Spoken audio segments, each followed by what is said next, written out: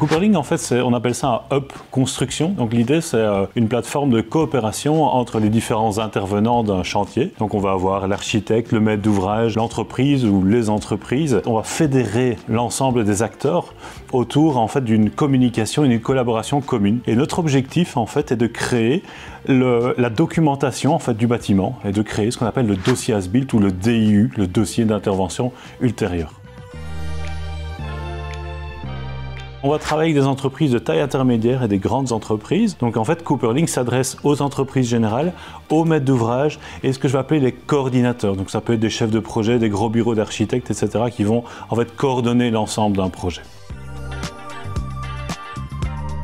On va faire de la prospection outbound, qu'on appelle ça, donc c'est de la prospection au sein des entreprises. On vient se présenter, on vient montrer la solution en accord avec les problèmes que l'entreprise rencontre. Et puis après, de plus en plus, aujourd'hui, on a un effet viral dans Cooperlink, donc ce qu'on appelle du marketing inbound. Donc on a en fait des acteurs qui viennent nous trouver parce qu'ils ont fait l'expérience de Cooperlink sur un chantier ou parce qu'ils nous ont trouvé sur Internet sur base de marketing de contenu. Et donc ils viennent nous trouver pour avoir des démos du produit et jusqu'à la vente du produit.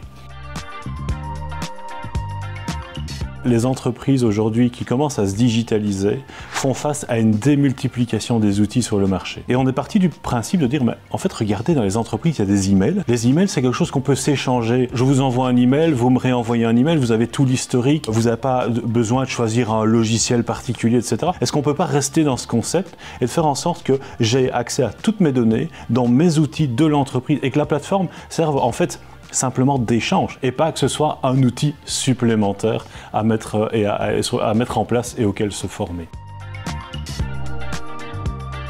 D'une part, il y a la proximité avec le client, ça apporte une énorme richesse, on fait beaucoup de co-création avec nos clients. Le dernier, c'est la réactivité. Ça, c'est quelque chose qui aujourd'hui nous est chaque fois rapporté. Dès qu'on a une demande de support, dès qu'on a une question, même pour des raisons commerciales, on nous contacte, vous êtes le premier à nous répondre aussi rapidement. Cooperlink, en fait, aujourd'hui, c'est 10 personnes et nous sommes aujourd'hui une société bénéficiaire et donc on est en forte croissance. Et donc aujourd'hui, au fur et à mesure, on a de nombreux contrats cadres avec des entreprises leaders sur le marché. Ça aussi bien FH, du B6, du CFE. Et aujourd'hui, en fait, on croît en fonction des nouveaux projets qui arrivent sur le marché.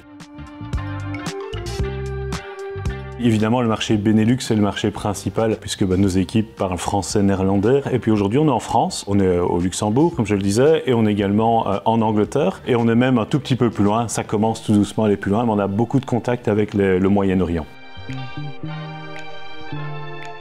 Pour moi, c'est très simple, c'est juste la conscientisation des dirigeants des entreprises. Je pense qu'aujourd'hui, il y a cette croyance qui persiste en Wallonie, qu'on fait toujours bien la façon dont on faisait avant. Et la digitalisation, elle doit être poussée par la direction, elle doit être poussée par les dirigeants des entreprises. Pour moi, la conscientisation va également avec les budgets que l'on y met. Ça n'a pas un coût énorme, mais ça a un certain coût. Ça a des coûts de licence de logiciels, ça a des coûts de formation, etc. Mais par contre, il y a un retour sur investissement qui est là. Il y a une conscientisation, un message clair qui doit être passé au sein des équipes pour pouvoir mettre les projets en place. Parce que demain, quand il y aura des sociétés qui vont arriver sur le marché qui sont beaucoup plus efficaces, elles vont les dépasser. Les acteurs historiques, ils vont se sentir dépassés à un moment donné.